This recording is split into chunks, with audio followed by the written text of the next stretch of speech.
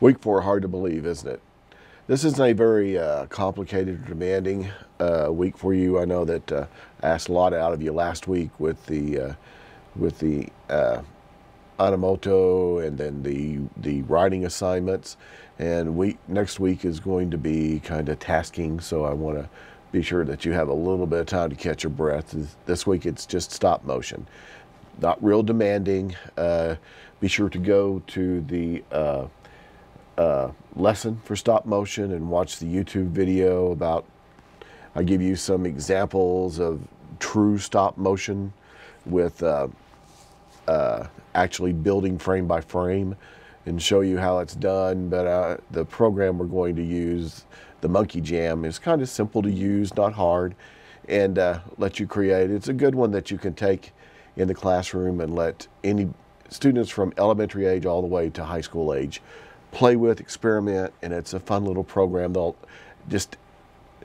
enjoy it because you're going to have a little fun with it too. So, and then of course that assignment will be turned in on YouTube just like last week was, so that I see it and the rest of your classmates can go to the YouTube channel and check it out. So, like I said, not a tough one. You just got, we're going to look at animation on our reading assignment, and our quiz will be over animation. And then it's just the discussion question and the stop motion assignment. So it's not real demanding, but begin to get online. And if you don't already have an edit program, if you get a chance this week, go ahead and download Windows Movie Maker. That's correct. And it's found through Windows Essential. All you gotta do is actually search out Movie Maker and be sure to click on the site that's actually the Microsoft site, so you don't end up getting a bunch of crud on your computer, because if you go to another site to download it, they got all this stuff they're attaching with it. So you want to pull it off of the Microsoft website. And if you already, I know some of you already have some software.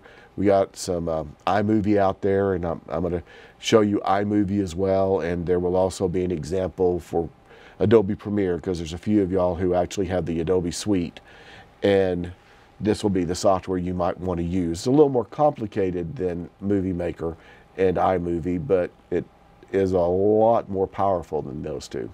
But I'll have examples there for you next week for you to see, so that you can start playing with and experimenting with the software. If you haven't gone to the Dropbox, sorry, got allergies today. If you haven't gone to the Dropbox or accepted my invitation to the Dropbox folder for the class, just be aware that the email address that invitation is coming through is through my small business, which is Ray's Video Services. So when you see an invitation from Ray Rush at Ray's raysvideo.com, be sure to accept that and become a part of that folder, because we have some large projects that we're going to be working on, and I have video files for you that and audio files that take up a lot of space. And I'll be sure not to keep anything over 2 gigabytes on there at one time, so that no one is forced to, that it won't let you open it or import it, download it, however you want to get it, just because the file size is too large. So we'll keep it there. Now, when you do go to that file, and of course I can talk about this next week, but I'm going to talk about this week. When you do go to that file, be sure that you copy it and then paste it onto your hard drive wherever. If you're using the version of Dropbox where it's actually a folder on your task area, and you drag that out of there and drop it, well, you just took it away from everybody. So you want to copy it and paste it onto your computer, not drag it and drop it in, because then I'll have to go back and re-upload it for everybody again. Now, if you're doing it off the web, you're just going to download it onto your computer. So it depends upon how you want to do it. I prefer to work with a folder on the taskbar, but it's up to you.